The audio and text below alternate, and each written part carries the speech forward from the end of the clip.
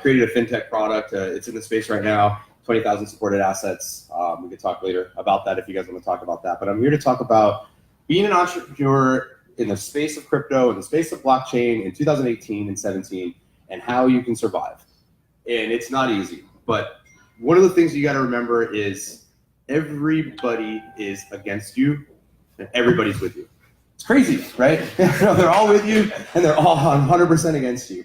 And so if you can kind of analyze that and break it down and know how you navigate those waters, like everything you do has to be working towards the goal. Everything that you do has to have a value. So for example, me and Chris Starr was one of the founders of the company. We started this company with $533. We started this company on a mobile hotspot.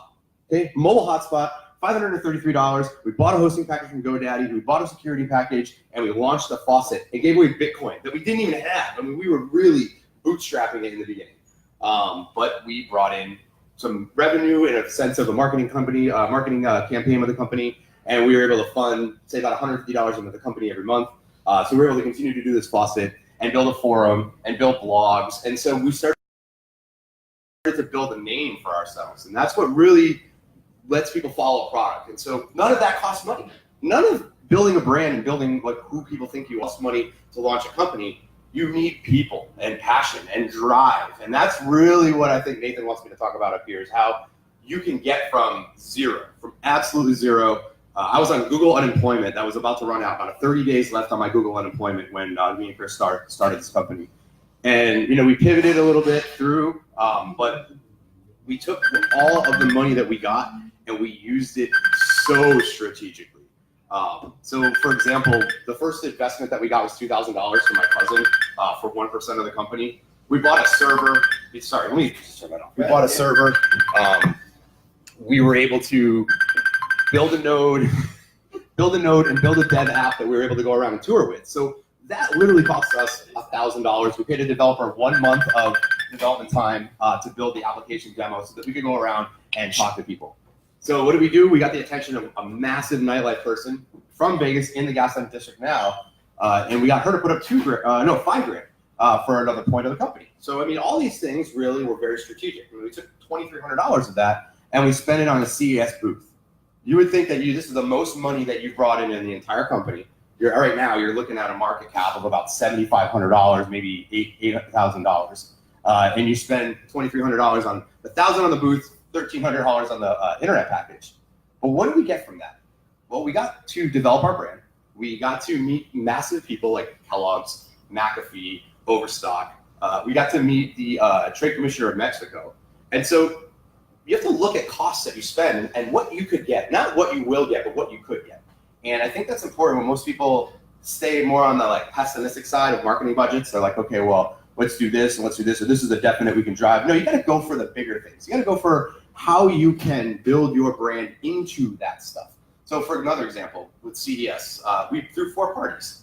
These parties cost companies $20,000, $10,000, get their brand on the logo, get their on the digiboard and all that. We did it for free.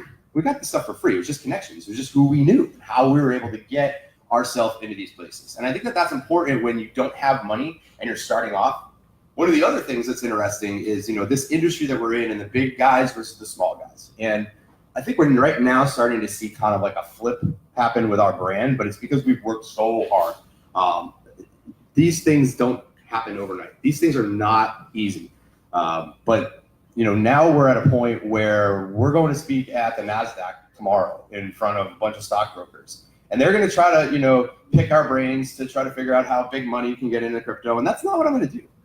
So this is us. This is what we do. This is the real crypto people, the real developers, the real people that are really in the trenches. And, we've got to work with the bigger companies, but we've got to make sure that they don't work us out. And that's another thing that we noticed when we were starting off is that we couldn't afford marketing, but companies in our town could afford marketing. And so companies that had worse products than ours or no product, and people here have seen that firsthand, we're running Cointelegraph articles and CoinDesk articles for $10,000. That's 1/10 of our entire operating budget. Yet we have a product in the market that you can download off the Google Play Store that is actually working and actually runs transactions. So you got to remember, branding's good, marketing's great, but the product has to come first. You've got to have something that you can actually go around and talk to people about. Because if you get up there and you've got no product and just a concept, and you raise all this funds, and you're gonna have people looking at you like, okay, what's he gonna do? But if you don't have that money and you build that product and then you go to people to get funding, they're like, okay, we know what you can do.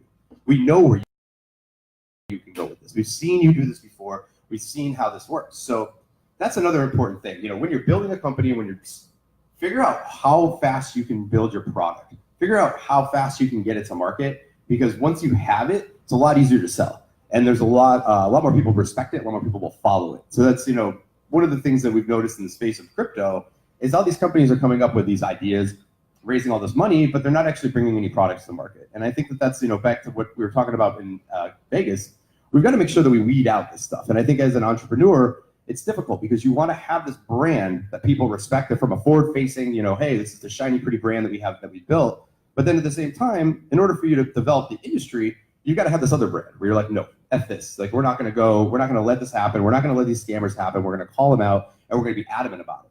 But how do you protect your personal brand from doing that? And that's really important. But if you build it, whereas you do it like Nathan does it from an integrity standpoint, it's to do it from a self-governance standpoint. And that, as an entrepreneur, is tough because you've got to kind of balance this. Where do? You do this, you do that. And I think that the solid ground there is to make sure that you stay true to yourself, stay true to your, what you set off to do, and just follow the path that you've put together. Because that's one of the most important things is once you set off on this, there's no turning back. Once you go to build a brand, you either build it or you don't. When you stop depends on when you want to stop. And, it might not be profitable all the time. It might not be easy all the time. I mean, we've ran some pretty low numbers. We've ran it pretty low into the ground, but at the same time, it's always running. We use that I think I can analogy where it's like, okay, we still got a little chugga. And that's, that's where we're at. Like, I think right now we're actually chugga, but that's, I knew I'd get a laugh out of you for that one. But it's important to have that kind of mentality of like, okay, great, we're here. Look where we're at. I came out here on a bootstrap budget. You guys know, the guys that know I'm freaking coming in here for what, 24 hours, maybe less, going to New York. But that's what you got to do. You can't think about how am I going to pay this bill or how I'm going to manage the stuff that life wants you to worry about if you're going to be an entrepreneur. You got to be like, okay, you know what? This is going to come. Screw the power bill. Screw the car payment. Let's get the business ran. Because if you get the business ran and get the business profitable, you can buy all the power and all the cars that you want. But if you worry about paying for your power bill and you worry about paying for your car note, you're not going to have the money to develop your business. And so then you're going to be sitting there going, great, I got power and I got a car, but I don't have the product that I truly believe in and have that passion for. And there's a lot of people that don't have that mentality. They don't have that skill set. They don't have that strength. It's tough. It's really tough. One thing that's helped us out a lot is knowing how to cook. It's crazy to think about this. It's crazy. But you can make food, if you know how to cook, you can make food that you would pay $20 at the restaurant for like $3, $2, and that adds up. Hospitality, opening up what you have as a resource that you can offer to people so that they open up what they have as a resource that they can offer to you.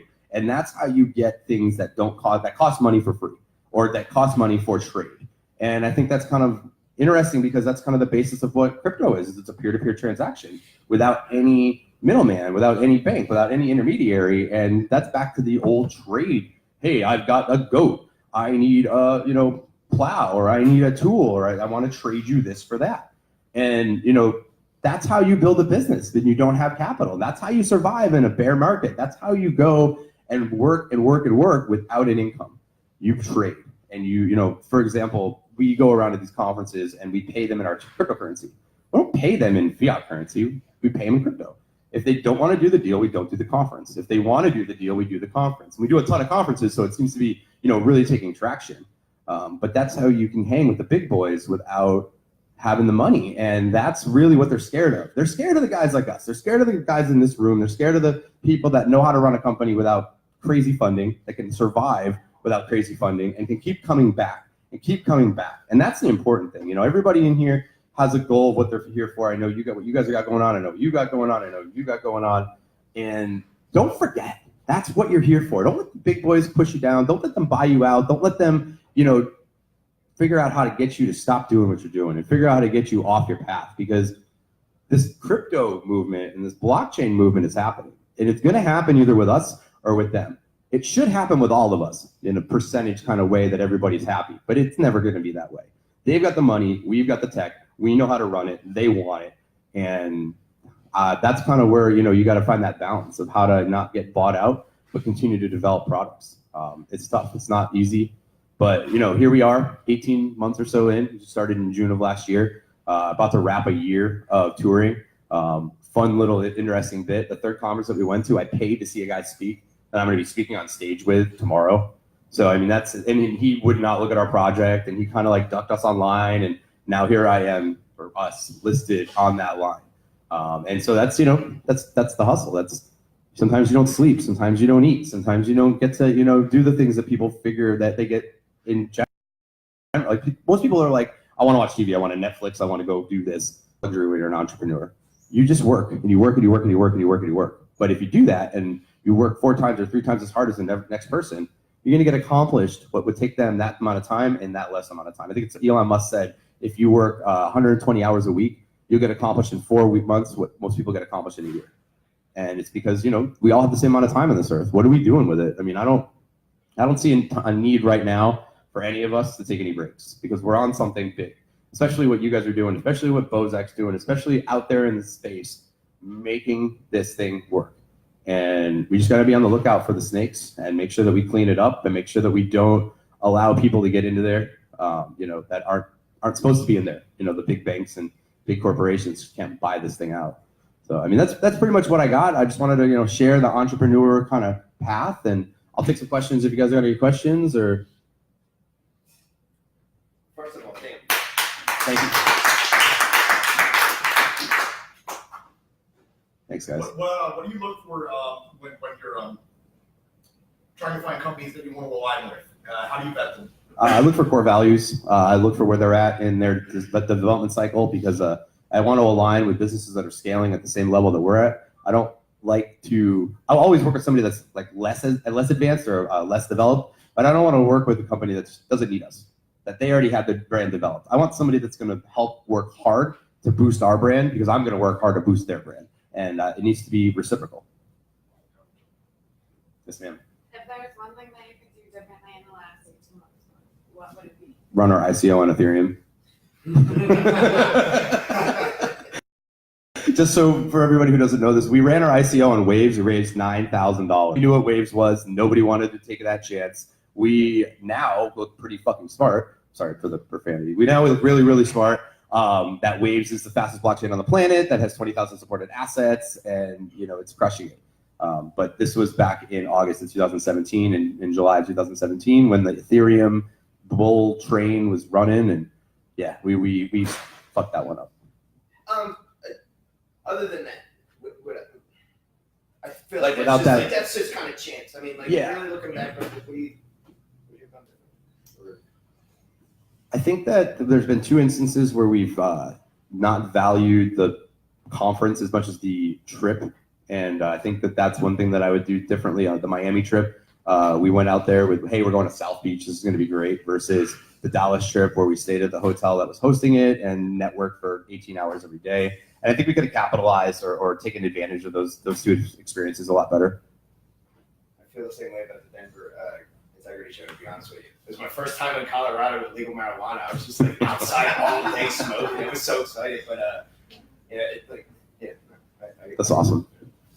Yeah, no, it's such an interesting space to be in, and there's a lot of people that this industry is given opportunity to, and with that breeds a different culture than you're used to in the business world, and with that breeds parties that we've seen at different cities, and so that's another important thing. I'm glad that you kind of had me bring that up. You brought that up. We kind of got to this point is, don't party too much when you go to these conferences, because you have to remember who people are. You have to remember their names. You have to remember the deals that you did. And I'm the biggest, I have stacks of cards, just stacks and stacks and stacks that could have maybe been developed better, but we were having a good time and we were showing in Vegas, or they were hosting us in their city, and that's one thing that's important, is to make sure that you are always, if you're going to be working 18 hours, make sure you're working 18 hours. You look like you're having fun, like he's right. Like he said, you never look tired. You look a little tired, but you never sound tired. You never come across it.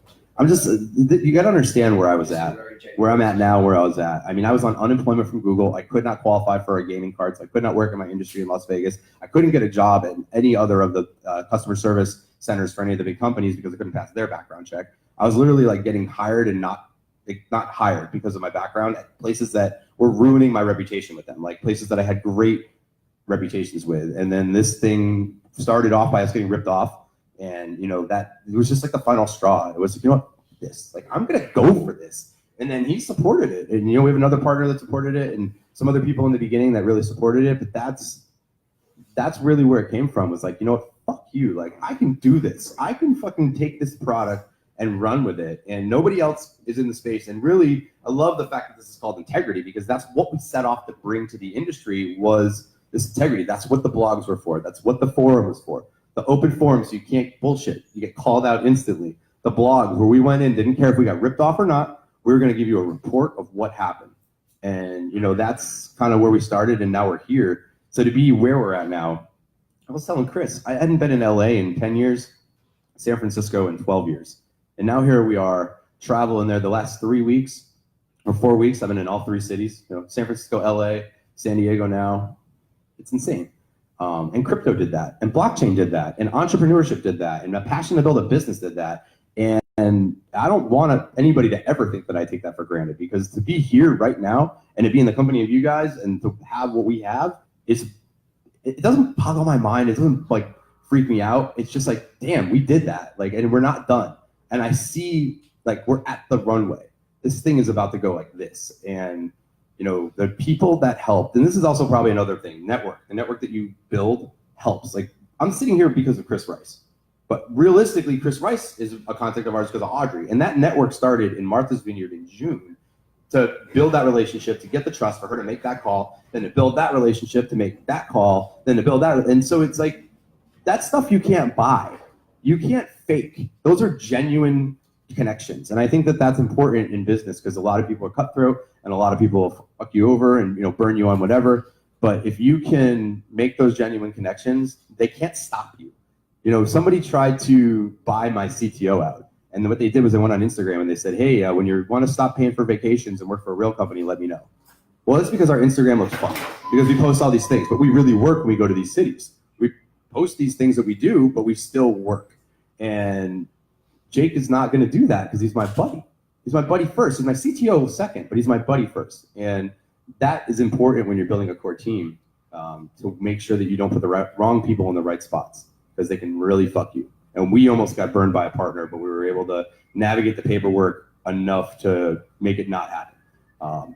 But yeah, so that's important. Make sure you know who you do. Make sure when you're really, really, really starting off, don't give away any social passwords. Don't give away any admin stuff to people that you don't have a ownership contract with, because an employee can run away with your shit real quick, and it's hard to recover those things when they're that small. But yeah, no, anymore. It's fun. I kind of know all you guys, so I don't mind like just kind of freeballing and whatever, it's spitballing or whatever. Who says we're not doing both, Mr. Starr? I got one. So when we do our 5th business, he's still going to volunteer to be our CEO again. Oh yeah, absolutely. Yeah, no, I'm enjoying all this, and one of the things that we've been talking about is once we get this thing to a certain level, putting another CEO in place, concierge, specifically so that we can scale the other parts of the business that we have. Because the guys that know us know that we've got an energy product that we're going to be working on, not like energy like drink, but like a energy. Yeah, I don't know. People think Bitcoin energy and they think of that silly can.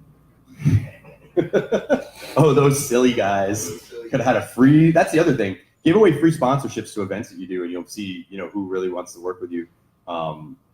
If they don't show up for a free sponsorship, it's nuts.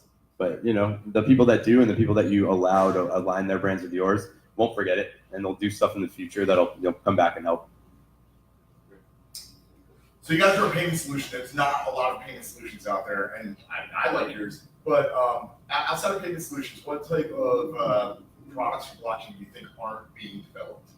I think the healthcare industry is a huge one. I think that they need to get insurance specifically on blockchain so that they can remove the corruption that's in the insurance industry. And I think that would then move down the corruption line of the pharmaceutical industry, because if more insurance payouts are automatic, then the pharmacy companies, there wouldn't be so much of a money grab, because there would be more payments so that they could reduce costs. It's crazy how this thing kind of works if you put it into the payment solution part of the billing for medical. And so I think that's definitely a huge sector. I think politics is another one. I think voting. Governance. What's that? The big thing is governance, right? Yeah, absolutely. Yeah, I mean, think about systems that we can't trust. What systems don't we trust? We don't trust money, so that's the easiest one. So that's where we're all at with that one. We don't trust the government, so there's another one. We don't trust voting, so then there's another one. We don't trust the news, and we trust the nudes. Hey, listen, I don't know if you get into the right kind of nude. Nobody's recording this, right? Not at all. No, not at all. Okay, cool. Did you just notice that? Yeah, no, I just thought he was the one doing it. Hey, what are we live? Whatever. Roll with it, Yeah, what's You're up, live guys? to us. Nice. So our audience got a little bigger. No, it's but yeah, no, it's important to make sure that you align your brands with the right companies. Make sure that you don't take that deal that doesn't seem right. If someone's offering you too much money or someone's trying to do too much, it's probably not right. Somebody offered to buy us out or buy in with a lot of money, but there was a lot of stipulations, like major stipulations. Like we couldn't work in the cheese industry and the dairy industry. Yeah, it was bad. So I just told them no. I was not okay with that. And that's one thing when it's your project, and we're lucky enough to have not taken on any venture capitalist money, so the ownership is still stout in our company. But that's where you got to make sure you navigate those waters, because those sharks out there will try to gobble you up just to squash you out. And I saw it happen. So I wrote a feature film in 2006. Uni picked it up and shelved it. Feature film, Uni picked it up, optioned it, shelved it. They just didn't want this project to get made. And so they shelved it, they iced it, and waited for my WGA to run out. And it's fucked up, but that's what it is. Big companies don't want little companies to survive. Big companies are in business. They're in business. They want to make money. They have tons of employees. They have tons of overhead. And that's one of the reasons I didn't talk about it in this speech. But what we like to do is we like to align for our vendors with smaller businesses. And that's because we can help them more than we can help a bigger business. A small business gets a chargeback. It's like detrimental to their business. A big business gets a chargeback. They don't care. They write it off. Are we good? Yeah. Cool. Yeah, they write it off. Like when I was at Google, we were doing friendly fraud refunds like all the time. Like literally like all the time. Like, yo, your kid bought $5 worth of Boom Beach credits. No worries. I'll just refund that. Make sure you put 2FA on. Oh, your kid bought $1,000 worth of. So those companies don't care. But my buddy at Goat, if he had like say $100 bill that was charged back for some reason, they said that never happened or they get double charged. That could kill his business or really, really hurt his business. So we like to help businesses like that grow. We don't. We like to align our brands with businesses that are in the same, like I said earlier, in the same development phase as us. Got any other questions? Anything you guys want to know about Concierge? Anything you guys want to know about blockchain and blockchain accessories, Mr. Bozak? Look at that. It's my dude. Hey, shout out to Ken Bozak. Shout out to Seth Casey. Shout out to Bo Carlin, because we're here because of those guys and we're doing this. Shout out to you guys too, by the way, for letting us do this stuff. Letting us get up here and be idiots on microphones and have fun. Awesome. Yeah, you want to do your Thanks, sir. Thank you. Give it up for Darryll one more time. Thank you. All right, Nathan did what I wanted to do, which is he went downstairs to go to the bathroom. We've been drinking coffee. We'll just take 5. If you guys want to take a break, I really gotta go. And I don't know what Nathan's got planned. This is me saving face. So we'll take 5 and come on right back up.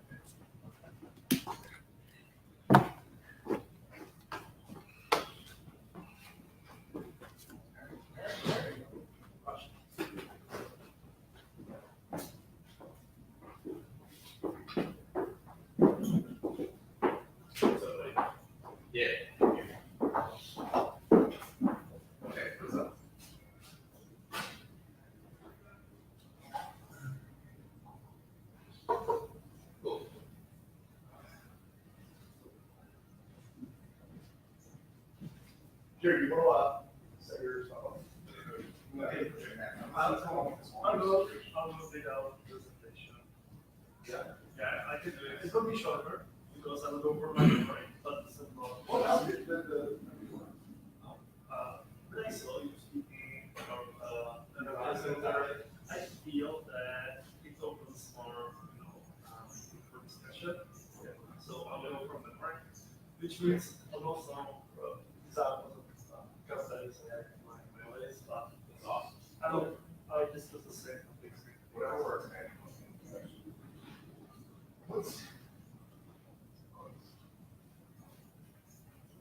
I'm dead.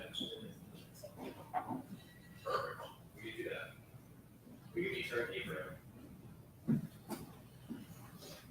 Sweet, where's he located? Oh, he